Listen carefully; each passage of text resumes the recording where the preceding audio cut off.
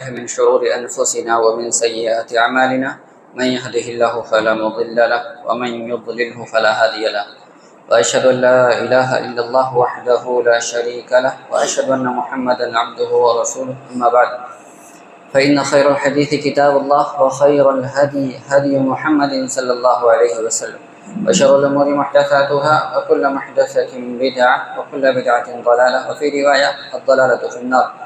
أعوذ بالله من الشيطان الرجيم. بسم الله الرحمن الرحيم. يا أيها الناس اتقوا ربكم الذي خلقكم من نفس واحدة وخلق منها زوجها وبث منهما رجالا كثيرا ونساء واتقوا الله الذي تساءلون به والأرحام إن الله كان عليكم رقيبا. يا أيها الذين آمنوا اتقوا الله حق تقاته ولا تموتن إلا وأنتم مسلمون.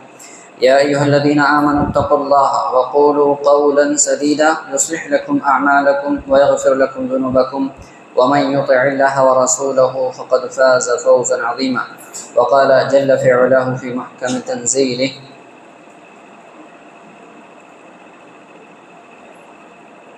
كل نفس ذائقة الموت وإنما توفون أجوركم يوم القيامة فمن زحزح عن النار وأدخل الجنة فقد فاز.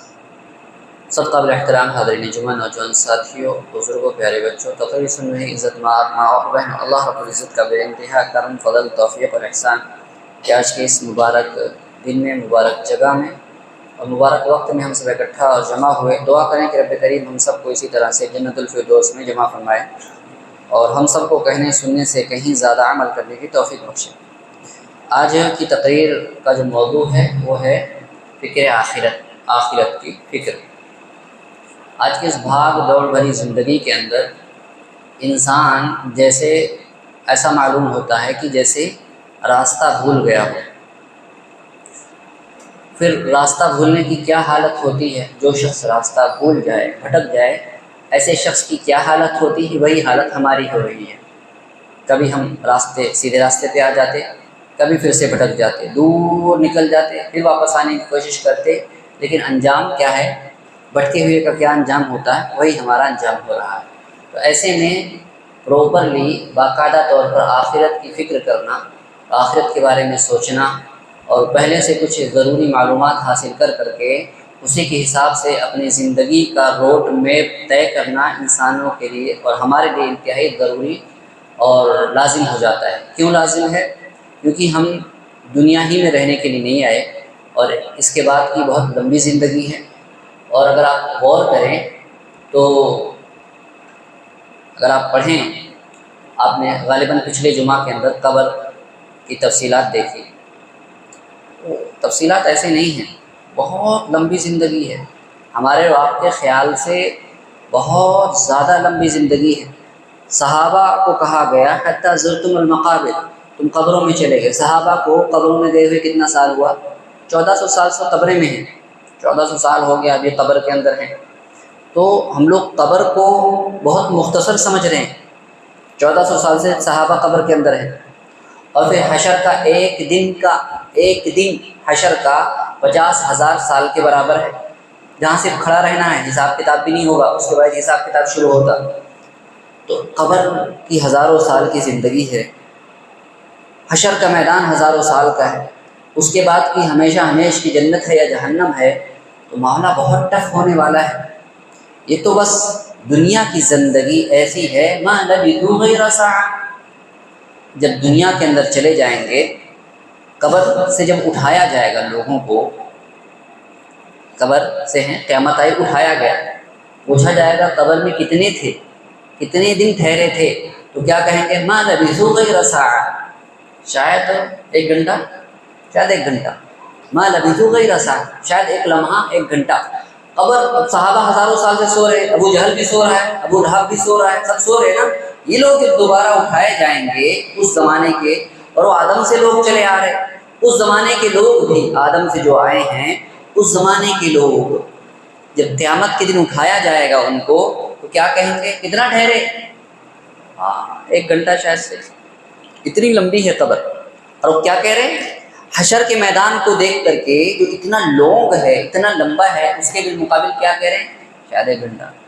اگر ہزاروں ہزار سال کا قبر کے اندر ٹھہرنا ایک لمحہ ہے تو یہ آپ کی 50-60 سال کی زندگی کیا ہے؟ اور اس 50 سال کی زندگی کے لیے کتوں کی طرح مرنا کیسے عقل مندی ہو سکتی ہے؟ رشتہ داریاں توڑنا، اللہ کی حدوں کو پامال کرنا، انسانوں کو تکلیف پہنچانا، کسی بھی رولز کا، کسی بھی لا کا، کسی بھی قانون کا، کسی بھی شریعت کا، کسی بھی دین کا، کسی بھی اخلاق کا خیال نہ کرنا، بس جو ہے میں ہوں اور کچھ نہیں ہے، بہت بیوقوفی کی بات ہے، جہالت کی بات ہے۔ آدمی اندھا ہو چکا ہے، اس لیے ہم نے کیا کہا، ہم لوگ راستہ بھٹک چکے ہیں، راستہ بالکل مس ہی کر چکے ہیں، جیسے معلوم ہی نہیں ہے۔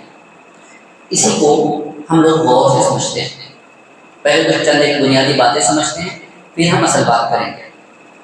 تو اللہ رب العزت نے سب سے پہلی بات یہ، ایمان کے کتنے ارکان ہیں؟ 6 ارکان ہیں۔ آمنت باللہ و ملائکتہ و کتبہ و رسلہ والیوم الآخر والقدر خیرہ و شرہ۔ ایمان کی شروع کی باتیں بہت غور سے سنیں، کیونکہ یہی ہماری تقریر کی بیس ہے، آگے کی باتیں اسی کے بعد ہی سمجھ میں آئیں گی۔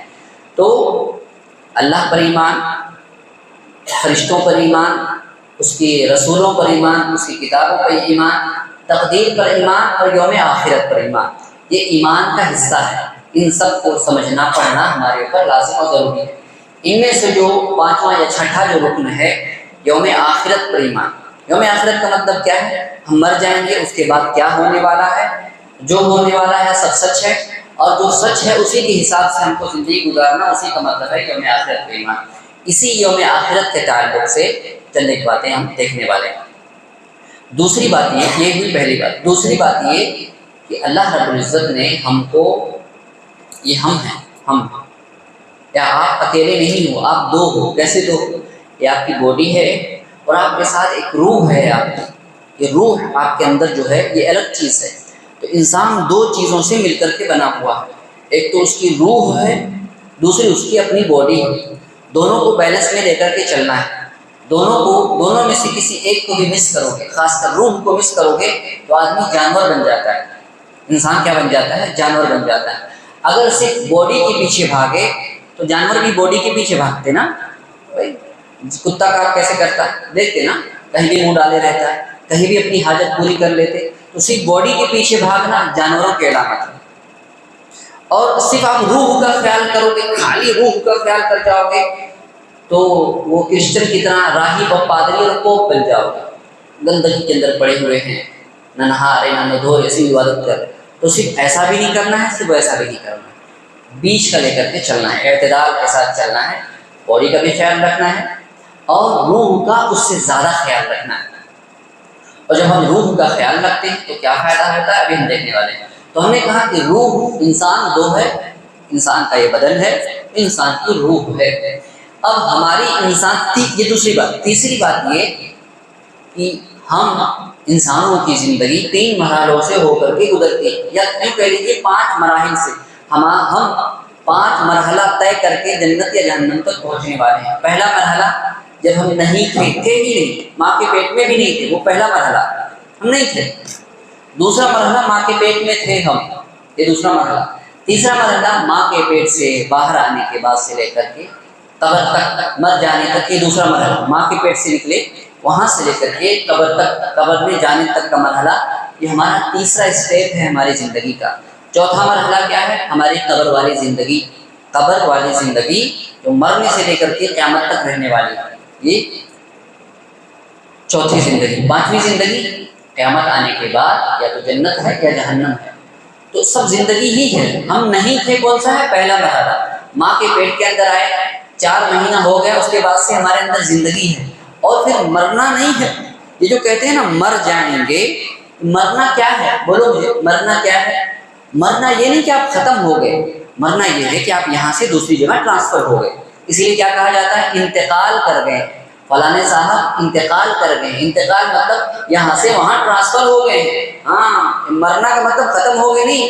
کچھ لوگ خودکشی کر لیتے، مائیں کہتی ہیں میں مر ہی جاؤں تو اچھا ہے، آدمی ڈپریشن میں آ کے کہتا ہے مر ہی جاؤں تو اچھا ہے۔ ارے بھائی، مر ہی جاؤ تو اچھا نہیں ہے، اگر ایسے ویسے گئے ہو تو اچھے سے کٹائی ہونے والی ہے۔ اس لیے مر جانا یہ حل نہیں ہے۔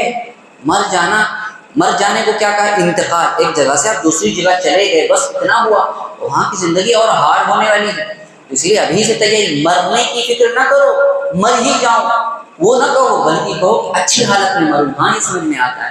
اسی لیے سکھایا گیا کہ لا يتمنین احدکم الموت، تم میں سے کوئی شخص موت کی تمنا نہ کرے، فإن كان لا بد منه، اگر اس کی حالت ایسی ہے وہ سوچ رہا کہ نہیں مجھے مر ہی جانا چاہیے، اور اگر وہ دعا ہی کرنا چاہے تو کیا کرے، فَلْيَقُلْ اللهم احيني ما كانت الحياة خيرا لي وتوفني ما كانت الوفاة خيرا لي، اگر ایسی ہی زندگی ہو گئی ہے کہ دنیا سے دل اس کا اچاٹ ہو گیا ہے تو خودکشی نہ کر لے اور اپنے مرنے کی دعا نہ کرے، بلکہ کیا کہے کہ اللہ جب تک زندگی میرے لیے خیر اور بھلائی ہو تب تک مجھے زندہ رکھ، اور جب میرے لیے جینا مشکل ہو جائے، جینا خراب ہو جائے میرے لیے تو مجھے وفات دے دے۔ یہ دعا کرے، یہ دعا کرے، کیونکہ جی رہے ہو نیکی کرو گے نا، ہو سکتا ہے نیکی کرو تو یہ نیکی آپ کو قیامت کے دن ہمیشہ ہمیشہ کے لیے کام آنے والی ہے۔ تو مرنا ایک جگہ سے دوسری جگہ ٹرانسفر ہونے کا نام ہے، مٹی ہو جانے کا نام نہیں ہے، جیسا کہ جانور ہو جاتے ہیں۔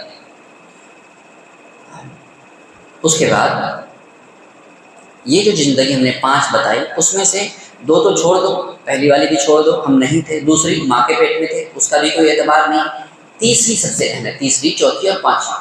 یہ تیسری اب دیکھو، اب اچھے سے سمجھو، یہ والا جو مرحلہ ہے اس کے اندر باڈی اصل ہے، دیکھو غور سے سنو، باڈی اصل ہے، روح اس کے تابع ہے، ہماری باڈی اصل ہے، روح اس کے تابع ہے، یہ والی زندگی۔ جب ہم مر جائیں گے تب روح اصل ہو جائے گی، باڈی اس کے تابع ہو جائے گی، یعنی ایک دم الٹا ہو جائے گا، ابھی ہمارا جسم اصل ہے، روح اس کے تابع ہے، جب ہم مر جائیں گے تب قبر سے کی پوری زندگی اس میں روح اصل ہے، باڈی اس کے تابع ہو جائے گی، اور جب آخرت تیسری زندگی ہے دونوں ہی اصل ہو جائیں گے، کوئی کسی کے تابع نہیں رہے گا، دونوں فکس ہو جائیں گے ہمیشہ کے لیے۔ اسی لیے کیا کہا گیا، وہاں کی زندگی کے بعد موت نہیں، کیونکہ دونوں اصل ہو گئے۔ کیا مطلب ہے اس کا کہ باڈی اصل ہے، روح اس کے تابع ہے، روح اصل ہے، باڈی اس کے تابع ہے، کیا مطلب ہے؟ ہم نے پہلے مرحلے میں کہا کہ یہ دنیاوی زندگی جو ہے اس میں روح تابع ہے، ہماری باڈی اصل ہے، یعنی ہمیں کیا دقت کیا رہا ہے، روح نظر آ رہی کیا آپ کو؟ نظر نہیں آ رہی، باڈی نظر آ رہی ہے، ظاہر نظر آ رہا ہے، تو جتنے بھی حکم ہم لگائیں گے کسی کے اوپر وہ ظاہر کے حساب سے لگائیں گے، لیکن جیسی باڈی ہے ہماری اس کا اثر ہمارے روح پر جاتا ہے، جیسا ظاہر میں ہم کرتے ہیں اس کا اثر باطن میں جاتا ہے۔ کیسے جاتا ہے؟ بھائی نماز ظاہر میں پڑھ رہے ہو نا، دل کو سکون ملتا ہے کہ نہیں ملتا ہے؟ دل کو سکون مل رہا ہے، تو اصل باڈی ہے، روح اس کے کیا ہو گئی؟ تابع ہو گئی۔ ہم لوگ کہتے ہیں اس نے میری روح کو زخمی کر دیا ہے، کوئی بہت اذیت دے، کوئی بہت تکلیف دے ہم کو، تو ہماری باڈی تو اثر انداز ہوتی ہے، لیکن اس نے میرے دل کو گھائل کر دیا، اس نے میری روح کو زخمی کر دیا۔ روح کب زخمی ہوتی ہے؟ جب کوئی بہت زیادہ درد دیتا ہے۔ اچھا، اس کے پیچھے کیا حکمت ہے؟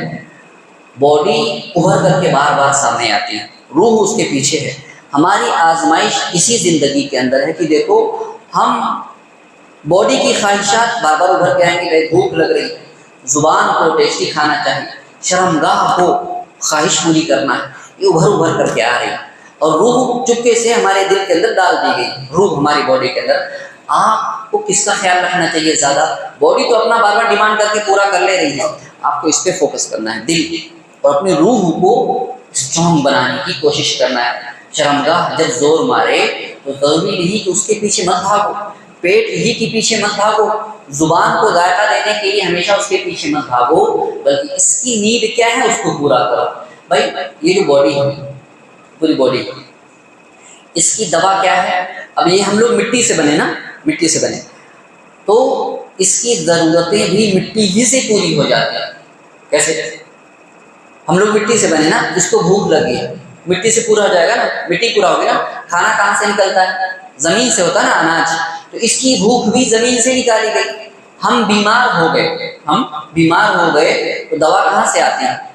چاہے کیمیکل ہو، چاہے وہ فارمیسی ہو، چاہے وہ یونانی میڈیکلس ہو، سب جڑی بوٹیوں سے، زمین ہی سے نکلتی ہیں، ساری چیزیں زمین سے ہی نکلتی ہیں، کچھ بھی بول دو اس کو، چاہے وہ میگنیشیم ہو، پوٹیشیم ہو، جو بھی ہو، پروٹین ہو، جو سب مٹی سے ہی نکلتا ہے۔ تو ہم بیمار ہوئے، کچھ کمی آ گئی، وہ بھی زمین سے ہی پورا۔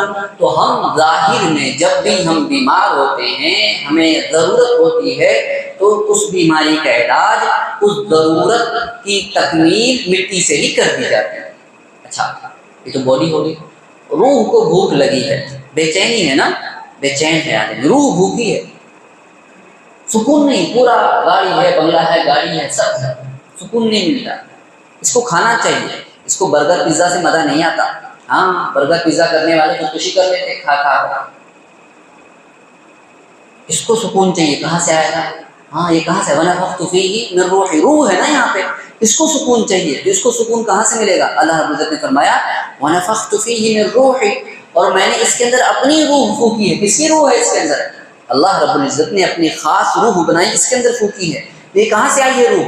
اوپر سے آئی ہے۔ اب اس کو بھوک لگی ہے، بے چین ہے، بول رہی ہے مجھے سکون چاہیے، اس کو سکون کہاں سے ملے گا؟ تو روح اللہ کی طرف سے آئی ہے۔ قرآن کریم کہاں سے آیا ہے؟ اللہ کی طرف سے آیا ہے۔ دین کہاں سے آیا؟ اللہ کی طرف سے آیا ہے۔ اس روح کو سکون چاہیے، آپ کے دلوں کو سکون چاہیے، اطمینان چاہیے، اس بے چینی کو، اس اضطراب کو، اس ٹینشن کو، ڈپریشن کو علاج کہاں سے ملے گا؟ قرآن کریم سے ملے گا۔ کیوں؟ روح اوپر سے آئی ہے، اس کی غذا بھی، اس کا علاج بھی اوپر سے لایا گیا ہے۔ تو بدن کا علاج زمین سے کر دیا گیا ہے، جو چیز اوپر سے آئی ہے اس کا علاج بھی اوپر سے کیا جائے گا۔ جی اب جو لوگ روح کو مضبوط کر لیں اپنی ایمانی طاقت، اب اس روح کو آپ ایمانی طاقت کہہ لیجیے، ایمانی قوت کہہ لیجیے، جو اس روح کو قرآن کے ذریعے سے، دین کے ذریعے سے مضبوط کر لیتا ہے، کافی اسٹرانگ ہو جاتا ہے، اللہ اس کو ایسی طاقتیں دے دیتا ہے، انسان بولتا ہے کہ نہیں یہ انسان کر ہی نہیں سکتا جب تک کہ اس کی روح مضبوط نہ ہو۔ صحابہ نے کیا کر کے دکھایا؟ روح مضبوط کیے تھے نا انہوں نے، صحابہ کی روح مضبوط ہو گئی، اسی لیے کیا ہوا؟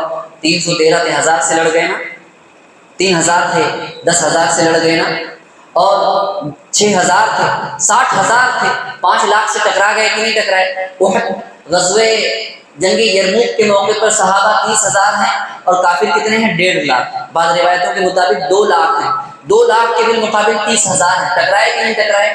اور 2 لاکھ تھے، اس میں 70,000 گرفتار کر لیے گئے۔ سوچیے، آپ سوچ سکتے 30,000 لوگ ہیں، سوری 8,000 ہیں، 2 لاکھ سامنے ہے، یہاں کتنے ہیں؟ 8,000۔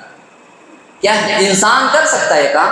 روح مضبوط ہو گئی، اسی لیے کہا گیا جب تمہاری سورہ توبہ کی آیت ہے پڑھیے، یکونوا منکم 20 صابرون یغلبوا 200، اگر تم میں 20 صبر کرنے والے ہوں، صبر کون سا صبر کرنا ہے؟ ہاں اپنی باڈی پر کنٹرول کرنا ہے۔ صبر کا مطلب کیا ہے؟ باڈی پہ کنٹرول ہو، جس کو اپنی زبان پہ کنٹرول ہو، جس کو اپنے پیٹ پر کنٹرول ہو، جس کو اپنی خواہشات پر، شرمگاہ پہ کنٹرول ہو۔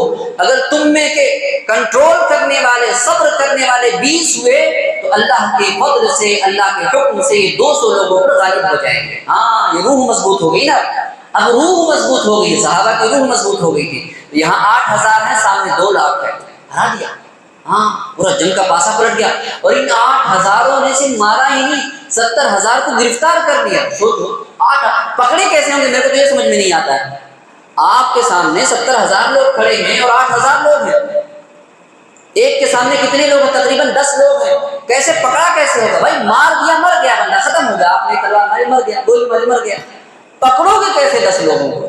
پکڑنا زیادہ مشکل ہے نا۔ صحابہ نے 8,000 کے لشکر میں 70,000 کو پکڑ کے رکھا، گرفتار کر کے رکھا، پھر لین دین ہوئی، ڈیل ہوئی تھی، یہ شرطیں ہیں، یہ شرطیں ہیں، اس کے بعد چھوڑا جائے گا آپ کو۔ کمال ہے کہ نہیں؟ کیوں؟ ایمانی طاقت، روح مضبوط ہو گئی تھی۔ تو حرم سے آپ سے مطالبہ، اس دنیا کے اندر مطالبہ یہ ہے کہ باڈی تو اپنی ڈیمانڈ کرتی رہے گی، تم فکر کرنا ہے کس کی؟ آخرت کی فکر کرتے ہوئے آپ کو بار بار فوکس اس پہ، دل پہ کرنا ہے، اس کو اسٹرانگ کرنا ہے، اس کو مضبوط کرنا ہے۔ تو یہ مضبوط ہو جاتی کہ صرف آخرت کا ہی فائدہ نہیں ہوگا، آخرت کا تو فائدہ یقینی ہے۔ اگر آپ اپنی روح کی، ایمان کی، دین کی فکر کر لیتے ہیں، اپنی زبان پر، اپنے پیٹ پر، اپنی شرمگاہ پہ کنٹرول پا لیتے ہیں، تو آخرت تو ہے ہی، دنیا کے اندر ایسے فائدے دیں گے۔ اور سب سے بڑا فائدہ کیا ہے؟ آپ کو خلافت نصیب ہوگی۔ صحابہ کو خلافت ملی کہ نہیں ملی؟ ہاں صحابہ کو اللہ نے خلیفہ بنا دیا، بتاؤ، پوری دنیا قدموں میں ڈال دی۔ کیوں؟ صبر کرنے کی وجہ سے۔ ہم جس دنیا کو بے صبری سے حاصل کرنا چاہتے ہیں، کہا گیا کہ میری جان یہ بے صبری سے نہیں ملا کرتی، دنیا صبر کرنے والوں کے لیے ملا کرتی ہے، اور ہم بے صبرے ہو کر کے بھاگ رہے ہیں۔ بے صبروں کو دنیا نہیں ملتی، صبر کرنے والوں کو ملتی ہے۔ انما یوفی الصابرون اجرہم بغیر حساب، صبر کرنے والوں کو ان کا اجر بغیر حساب دیا جاتا ہے۔ ابو ہریرہ رضی اللہ تعالیٰ بغیر حساب کی میں پریکٹیکل بتا رہا ہوں نمونہ، بغیر حساب دیا جاتا ہے۔ کیسے بغیر حساب دیا جاتا ہے؟ عبد الرحمن بن عوف نے صبر کیا، کیا ملا؟ پورا لمبا قصہ ہے، ہجرت کر کے بیوی بچے کاروبار، بہت بڑے بزنس، کروڑ پتی بھی تھے، بہت بڑے بزنس میں، کاروبار بزنس بیوی بچے سب چھوڑ کر کے گئے، سب مکہ والوں نے چھین لیا، ہجرت کرنے گئے، مدینہ پہنچے، پیر پھٹے ہوئے، ہونٹ پھٹے ہوئے ہجرت کی وجہ سے، بال پراگندہ ہیں، ہونٹوں سے خون بہہ رہا ہے، اللہ کے نبی کے سامنے مسجد نبوی میں کھڑے ہوئے۔ عبد الرحمن نماز پھیر کر اللہ کے نبی صلی اللہ علیہ وسلم پوچھا، عبد الرحمن کیسے آئے؟ کیونکہ اللہ کے نبی سب کچھ لٹا کے آیا ہوں، دین بچا کر کے آیا ہوں، صبر ہے نا، تو سب کچھ لٹا کے آیا ہوں، دین کچھ بھی نہیں، کچھ بھی نہیں۔ اللہ کر سکتے، کیا کر سکتے؟ بیوی کو چھوڑ سکتے دین کے لیے، بچوں کو چھوڑ سکتے، کاروبار چھوڑ سکتے، ہاں چھوڑ سکتے ہیں، گھر چھوڑ سکتے، اپنا گھر ہے، خواہشات کا محل، ڈریم ہوم بنایا، بڑی محنت، چھوڑ سکتے نہیں چھوڑ سکتے۔ عبد الرحمن بن عوف چھوڑ کے پہنچے، اور کیسی حالت میں چھوڑا ہے؟ ہونٹ سے خون بہہ، پاؤں میں چھالے پڑے ہوئے، چھوڑ سکتے ہیں؟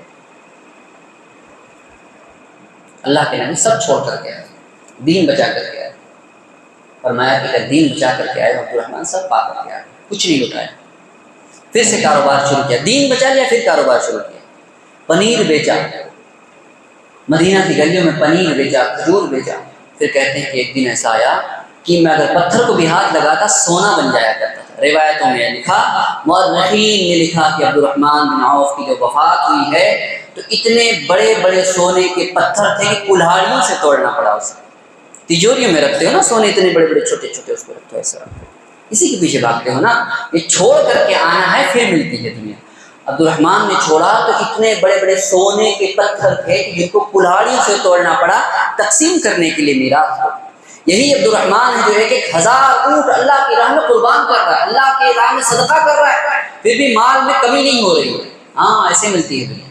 جب تم اس روح کو مضبوط کر لیتے ہو، یہ جو خواہشات اس پہ اتنا کنٹرول ہو جائے کہ جب میں چاہوں گا تب ہوگا، یہ خواہشات مجھ سے آگے نہیں بڑھ سکتی، جب میں حلال میں یوز کروں گا تو ہی یہ یوز ہوگی، ورنہ یوز نہیں ہوگی۔ زبان، پیٹ، شرمگاہ، دیکھو کیا ملا، اللہ نے کیا سے کیا کر رہا ہے۔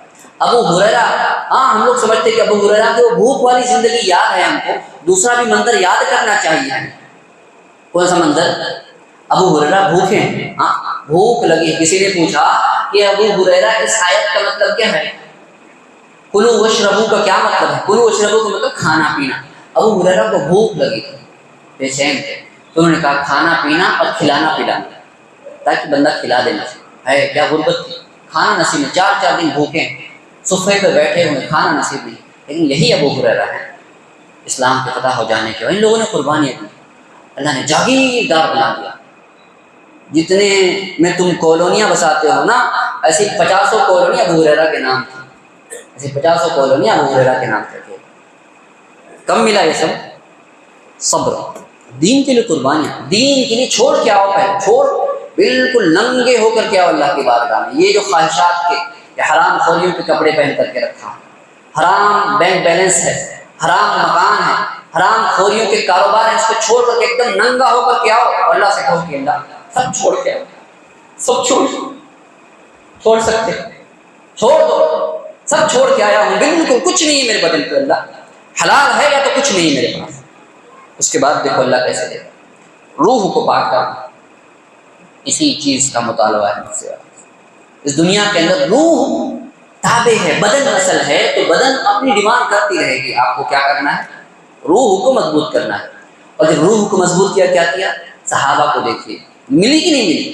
نبی اکرم صلی اللہ علیہ وسلم اس روح کا، اور جب یہ مضبوط ہو جاتی ہے نا، دنیا کی مصیبتیں ہیچ نظر آتی ہیں، ہلکی نظر آتی ہیں۔ اللہ کے نبی صلی اللہ علیہ وسلم ہمیں نماز میں، بولی صاحب عشاء کی نماز 10 منٹ کے بجائے 15 منٹ کھڑی کر دیے، تو بعض لوگوں کو ارے اتنی لمبی کیسے نماز ہو گئی، ہاں کیسی نماز ہو گئی، بارش نے جمع نہیں کی تو اس پہ لڑائی ہو جا رہی، ارے بارش ہو رہی نہ کیوں جمع نہیں کی، اب مولوی صاحب کا اپنا اختیار ہے، کیے تو کیے، نہیں سمجھ میں آیا نہیں کی، اس کے لیے لڑائی کر لے رہے. صبر نہیں، قربانی دینا تو چاہتے ہی نہیں ہم لوگ. ہاں اللہ کے نبی صلی اللہ علیہ وسلم کان رسول اللہ صلی اللہ علیہ وسلم یصلی حتی ترم قدمہ، اللہ کے نبی صلی اللہ علیہ وسلم نماز پڑھا کرتے تھے یہاں تک کہ پیر پھول جاتے تھے. کیا ہے؟ روح اتنی منہمک ہے اللہ سے، اتنی کنیکٹڈ ہے، اللہ کے اندر ایسا دل لگا ہوا ہے کہ بندہ نماز میں کھڑا ہے پیر سوج گیا ہے پتہ ہی نہیں چلتا. یہ روح کی مضبوطی ہے. علی رضی اللہ تعالیٰ عنہ کو تیر لگا پیٹھ پر، لوگوں نے نکالنا چاہا نہیں نکلا، نماز میں کھڑے ہوئے لوگوں نے نکال لیا پتہ ہی نہیں چلا. ایسا خشوع ہے ہمارے اندر، اس کا 10واں حصہ ہی لے آؤ، 10واں حصہ ہی پیدا کر دو کہ بارش میں بھیگ کے چلے آؤ، مولوی صاحب سے لڑائی مت کرو. تھوڑا سا ضروری چیزیں، فجر بستر چھوڑ کر کے چلے آؤ، فجر میں نماز پڑھ لو. فجر کی نماز پڑھتے ہاں سب کوئی نہیں رہتا، 4 لوگ رہتے سب، ہاں ایسے لوگوں پر اللہ کی رحمتیں آتی. فجر نہیں پڑھ سکتے تم تیر کھاؤ گے، تیر کھاؤ گے. اسلامی حکومت ایسے قائم ہوگی اور تم خلافت کی باتیں کرتے، ہاں جذباتی باتیں کرتے، نعرہ تکبیر لگاتے، ہاں اسٹیٹس لبیک یا رسول اللہ، فجر تو تم سے چھوٹتی نہیں ہے، بڑی بڑی باتیں کرتے. فجر پڑھو نا کر کے، بستر چھوڑو، تم تیر کھاؤ گے. نہیں ہو سکتا. روح کو اب علی رضی اللہ تعالیٰ عنہ کی پیٹھ سے تیر نکال دیا گیا. نماز سلام پھیرا تو صحابہ سے کیا ہوا؟ ان کو پتہ ہی نہیں چلا ہم نے تیر نکال دیا تمہارے باڈی سے. اللہ اکبر. خشوع دیکھ، دل روح اتنا مشغول ہے. جیسے آدمی جب گناہ کر رہا ہوتا ہے نا تو اس کو خیال ہی نہیں ہوتا کہ اللہ اس کے رسول ہیں بھی کہ نہیں. ہاں ایک آدمی زنا کاری کر رہا ہوتا ہے تو اس کے دل میں آتا ہے بدکاری، سود لے رہے ہو، حرام خوریاں کر رہے ہو، دھوکہ دے رہے ہو، دوسرے کا حق مار رہے ہو، ذرا بھی خیال ہے کہ اللہ اس کا اللہ دیکھ رہا ہے؟ خیال نہیں ہوتا نا. تو گناہ جب آدمی منہمک ہو جاتا ہے اللہ کو بھول جاتا ہے، دین کو بھول جاتا ہے. لیکن جب بندہ اللہ کی عبادت میں مشغول ہو جاتا ہے، کس کو بھولا ہوا؟ اپنے جسم کے درد کو ہی بھولا ہوا. تیر نکالا گیا پتہ ہی نہیں چلا، پیر سوجے ہوئے پتہ ہی نہیں چلا. روح کو مضبوط کرنا، یہ پہلا مرحلہ. دوسرا مرحلہ قبر کا مرحلہ ہے. وہاں روح اصل ہو جاتی ہے، باڈی اس کے تابع ہو جاتی ہے. روح اصل ہو گئی، باڈی اس کے تابع ہے. وہاں اب دیکھو روح اصل ہے، ہم بول رہے ہیں ہماری روح پر اثر پڑ رہا ہے، جو کریں گے ہمیں روح کا خیال رکھنا ہے. جب ہم مر جاتے ہیں تو روح اصل ہو جاتی ہے، باڈی اس کے تابع ہو گئی. اب دیکھو اللہ کے نبی صلی اللہ علیہ وسلم نے فرمایا اذا وضعت الجنازة واحتملها الرجال على اعناقهم فان كانت صالحة قالت قدموني قدموني وان كانت غير صالحة قالت يا ويلها اين تذهبون بي ولو سمعها لصعق يسمع صوتها كل انسان لو سمعها لصعق. اللہ کے نبی صلی اللہ علیہ وسلم نے فرمایا کہ جب بندہ مر جاتا ہے اس کے جنازے کو نہلا دیا جاتا ہے اور واحتملها الرجال، اور لوگ اس کو اپنے کندھوں پر ڈال لیتے ہیں. فإن كانت صالحة، دیکھو اب دیکھو فإن كانت صالحة قالت قدموني قدموني. ہاں جنازہ لے کر کے جاتے ہو نا، ذرا سوچا کرو، اس حدیث کو سامنے رکھو. اگر نیک ہوتی ہے تو کہتی ہے کہ جلدی کرو یارو، جلدی لے کر کے چلو، جلدی لے کر کے چلو. کیوں؟ اس کو فرشتوں نے کہہ دیا ہے، فرشتے آتے نا روح نکالنے، بشارت دے دیتے چلو اللہ تم سے خوش ہے. یہ بات سن کر کے بے چین ہو جاتی ہے، لیکن چلو میں بھی بیٹا، اس کو قبر میں پہنچنا ہے کیونکہ اس کو نعمتیں دی جانی ہے نا قبر کے اندر. اب یہ کس سے باتیں ہو رہی بتاؤ؟ یہ کون کہہ رہا ہے؟ جسم تو نہیں کہہ رہا نا، کون کہہ رہا ہے؟ اس کی روح کہہ رہی ہے. اب اس کی روح اثر ہو گئی ہے، باڈی اس کے پیچھے پیچھے تم لوگ لے کر کے جا رہے ہو، تم لوگ پہنچاؤ. باڈی تو روح تو پہنچ جائے گی، روح تو جائے گی 7ویں آسمان تک، پھر اس کو لوٹایا جائے گا قبر کے اندر تک. اب روح اثر ہو گئی ہے. اگر نیک ہے، فرشتوں نے آگے مرتے ہی کہہ دیا تھا اللہ خوش ہے، چلو ارجعی الی ربک راضیۃ مرضیہ، اپنے رب کی طرف لوٹ چل، تجھ سے اللہ خوش ہے. اب جب اللہ خوش ہے تو کیوں نہیں خوش ہوگی؟ چل. تو وہ کہتی ہے قدمونی قدمونی، جلدی لے چلو جلدی لے چلو. وَإِن كَانَتْ غَيْرَ صَالِحَةٍ، لیکن اگر بدکار نکلی، گنہگار نکلی، خواہش پرست نکلی، ہاں زبان کی خواہشیں، پیٹ کی خواہشیں، شرمگاہ کی خواہشیں، خواہش پرست نکلی تو فرشتے آتے ہی بشارت دیتے ہیں کہ بدبخت خبیث نفس، اللہ تجھ سے ناراض ہے اور اس حال میں تیری موت آنے والی. ڈرو ایسی حالت سے کہ اللہ ہم سے اور آپ سے ناراض ہو. ڈرو اس بات سے کہ ہماری موت ایسے وقت میں ہو کہ فرشتے آ کر کے کہیں کہ اللہ تجھ سے ناراض ہے. تب کیا کہتی ہے یہ یا ویلہا این تذہبون بی، ہے مجھے کہاں لے کر کے جا رہے ہو، کہاں لے کر کے جا رہے ہو، افسوس کرتی ہے. اور یہ ایسے نہیں کہتی ہے، وہ پورا ہنگامہ کرتی ہے، شور کرتی ہے. اللہ کے نبی صلی اللہ علیہ وسلم نے فرمایا کہ یسمع صوتها کل حیوان الا الانسان، اس کی آواز روئے زمین کی تمام چیزیں سنتی ہیں، کیڑے مکوڑے پرندے جانور تمام چیزیں اس کی آواز کو سنتی ہیں، اس کی چیخ کو، اس کی بکا کو، اس کی آہ و بکا سنتی ہیں. یہ جو رشتہ داروں کو لے کر کے جاتے ہو، اس منظر کو سامنے لاؤ، یہ باپ ہے، یہ ماں ہے، یہ بیٹا ہے، یہ بھائی ہے، یہ بہن ہے، یہ اولاد ہے، یہ رشتہ دار ہے، یہ فلانا، یہ جنازہ جا رہا ہے، دو میں سے ایک کر رہا ہے، یا تو کہہ رہا ہے کہ جلدی لے چلو، یا چیخ کر رہا ہے، لیکن چیخ سنائی دے رہی ہے؟ نہیں سنائی دے رہی. کیا کہہ رہا ہے؟ کہاں لے کر کے جا رہے ہو، کہاں؟ اور ایسی چیخیں مارتا ہے، ایسی آہ و بکا کرتا ہے، ایسی فریادیں کرتا ہے کہ ہر جاندار، دنیا کا ہر جاندار اس کی آہ و بکا کو سنتا ہے سوائے انسان کے. اور اگر انسان سن لے تو بے ہوش ہو جائے، گر پڑے بے ہوش ہو کر انسان اس کی آہ و بکا کو. اسی لیے اللہ کے نبی صلی اللہ علیہ وسلم فرمایا کہ اگر مجھے ڈر نہ ہوتا کہ تم اپنے مردوں کو ڈر کے مارے دفن کرنا چھوڑ دو گے تو میں اللہ سے دعا کرتا کہ تم کو اس کی آہ و بکا سنا دے. کتنا رو رہا ہے نا، میں سنا دیتا تم کو. اللہ سے کہتا ہے ان کو سنا دو کہ باپ جا رہا ہے، رو رہا ہے، دیکھو کتنا رو رہا ہے. یہ باپ اپنی بیوی بچوں کے لیے حرام خوریاں کرتے ہو. بیوی سے بڑی محبت ہے، ڈر نہیں ہے اپنے انجام کا. بیوی کی اولاد کی محبت میں اندھے ہو کر کے، پاگل ہو کر کے دھوکے دیتے ہو، چیٹ کرتے ہو، لوگوں سے بے ایمانیاں کرتے ہو، رشوت لیتے ہو، حرام خوریاں کرتے ہو، سود و بیاج کا کاروبار کرتے ہو. کس کے لیے؟ بیوی بچوں کے لیے نا. یہی بیوی بچے جب مرو گے اور اگر اللہ یہ آواز تمہاری سن لینا، بے ہوش ہو کر کے مر جائیں گے لوگ. تم پہلے مرو گے بے ہوش ہو کر، بعد میں یہ لوگ مریں گے. اتنی چیخ و پکار ہے اس کے اندر. چھوڑ دو سارے کام، اپنی بھی فکر کرنا ہے نا، اپنی بھی فکر کر لو. وہاں نہ بیوی بچے کام آنے والے، نہ بیوی نہ اولاد، کوئی کام نہیں آنے والا. بے ہوش ہو جائیں گے، مر جائیں گے بے ہوشی کے مارے سے. تو دوسرا مرحلہ. تیسرا مرحلہ کیا ہے؟ آخرت کا مرحلہ، ہمیشہ ہمیشہ والا مرحلہ. آخری بات کر کے بعد ختم کرتے. تیسرا مرحلہ، قیامت آ گئی، جنت یا جہنم. تو یہاں اصل قبر والی زندگی میں اصل روح ہو گئی. باڈی کو بھی، روح کو نعمتیں ہیں، اس کے پیچھے باڈی پر بھی اثر جا رہا ہے.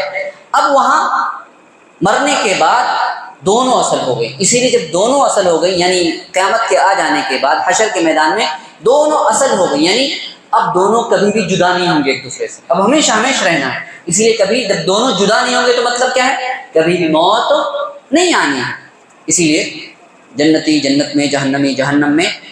اللہ یس ینادی منادی، ایک ندا لگانے والا ندا لگائے گا، یا اہل الجنہ و یا اہل النار. جنتیوں سنو، جہنمیوں سنو. اب فیشربون وینظرون، یہ لوگ نگاہیں گردنیں اٹھا اٹھا کر کے دیکھیں گے کیا ہے. تو دیکھیں گے کہ وہ موت جو ہمیں لینے آئی تھی، اللہ نے اس کو بکرے کی شکل میں بنا دیا، اس کو موت دے دی جائے. اور اعلان کرنے والا اعلان کرے گا، یا اہل الجنت خلود فلا موت، اے جنتیوں اب ہمیشہ رہنا ہے، موت نہیں آنی.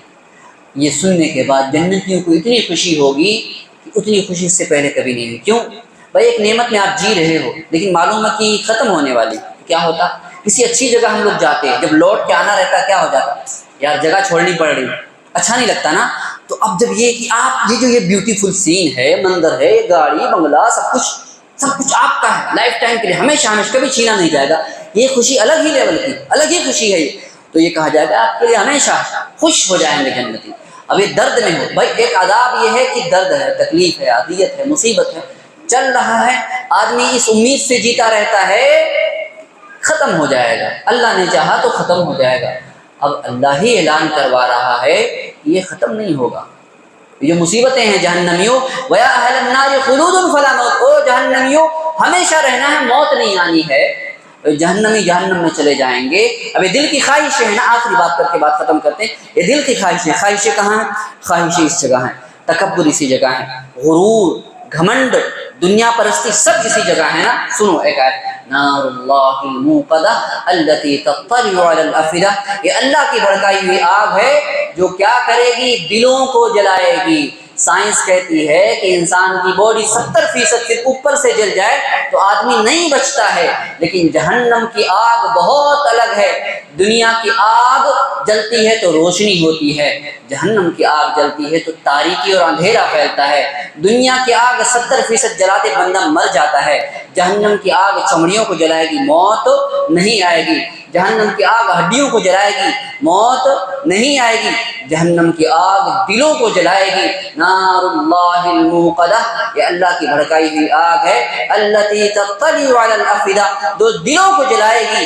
دلوں کا ذکر کیوں ہے؟ کیونکہ سارے گناہ، ساری نافرمانیاں، اللہ کی حدوں کی پامالی اسی دل کی خواہشات کی وجہ سے ہوتا ہے۔ دل بے قابو ہو جاتا ہے، خواہشات ہیں، زبان کی خواہشیں، پیٹ کی خواہشیں، شرمگاہ کی خواہشیں اسی دل کی وجہ سے ہوتی ہیں۔ اس دل کو عذاب دیا جائے گا۔ آپ کسی کی نہیں سننا، میں کسی کی نہیں سنتا، ہاں میں کسی کی نہیں سنتا، اب سن، اس دل کو آگ لگائی جائے گی، اس دل میں آگ لگائی جائے گی، اور یہ ایسی آگ ہے کہتے ہیں کہ موت نہیں آتی، دل جل رہا ہے، دل جل رہا ہے بندے کا، لیکن موت نہیں آتی، اس لیے کہا گیا مرتے ہیں جیتے ہیں آرزو میں جینے کی، موت آتی ہے پر نہیں آتی، ایسا لگتا ہے مر جائیں گے لیکن موت نہیں آ رہی ہے۔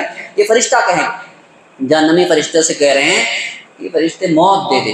ابن عباس رضی اللہ تعالیٰ عنہ نے کہا کہ جب جہنمیوں سے فرشتے سے کہیں گے اپنے رب سے دعا کرو کہ ہم کو موت دے دے، نکال لیے، مرنے کی تمنا کی جا رہی ہے، نکلنے کی امید ختم ہو گئی، مرنا چاہ رہے ہیں، تو کہہ رہے موت دے دے، تو فرشتہ کہے گا، نہیں جواب دے گا۔ ابن عباس رضی اللہ تعالیٰ عنہ نے فرمایا 1000 سال کے بعد مالک، جو جہنم کے داروغے کا نام ہے، 1000 سال کے بعد یہ فرشتہ جواب دے گا۔ کیا جواب دے گا؟ کہ چلو نکالا جا رہا ہے تم کو؟ نہیں، قال انکم ماکثون، تم اسی میں رہنا ہے۔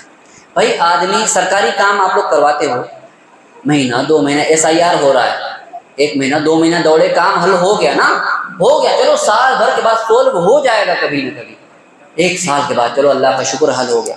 1000 سال کے بعد یہ فرشتہ جواب دے رہا، کیا کہ تمہاری دعائیں قبول ہو گئی؟ نہیں، انکم ماکثون، تمہیں جہنم میں رہنا ہے۔ فیصلہ کر لو کیا کرنا ہے، آخرت کی فکر کر لو کہ 50-60 سال کی زندگی دین کے مطابق گزر جائے، دنیا ملے نہ ملے، چاہے اس کی مرضی ہے دے نہ دے، دین کے مطابق گزر جائے، اس کی فکر کر لو۔ کیا چاہیے آپ کو؟ یہ 60 سال کی زندگی اچھی چاہیے، یا قبر کی زندگی جو ہزاروں سال کی ہے، حشر کی زندگی جو ہزاروں سال بلکہ کروڑوں سال کی ہے؟ کون سا، کسے آپ ترجیح دو گے؟ اس کے مطابق اپنی زندگی گزارنے کا فیصلہ کر لیجیے۔ اللہ کریم سے دعا کرتے ہیں کہ رب کریم ہم سب کو کہنے سننے سے زیادہ عمل کرنے کی توفیق بخشے، جب تک زندہ رکھے، اسلام پہ زندہ رکھے، خاتمہ ایمان بالخیر پہ ہو۔ دعا کرتے ہیں کہ مولا کریم ہم میں سے جو بیمار ہیں، رب کریم انہیں شفاء کاملہ عاجلہ عطا فرما دیں۔ ہم میں سے جو پریشان ہیں، مفلوق الحال ہیں، قرض کے بوجھوں تلے دبے ہوئے ہیں، رب کریم ان کی پریشانیوں کو دور کرنے کا کوئی نہ کوئی اپنی طرف سے کوئی نہ کوئی راستہ پیدا فرما دے، ان کی پریشانیوں کو، ان کی مصیبتوں کو دور فرما دے مولا کریم۔ ہم میں سے جو ہمیں چھوڑ کر چلے گئے ہیں، ان کے لواحقین کو صبر جمیل عطا فرما، اور جو مر چکے ہیں ان کی مغفرت فرما دے۔ آمین وآخر دعوانا الحمدللہ رب العالمین۔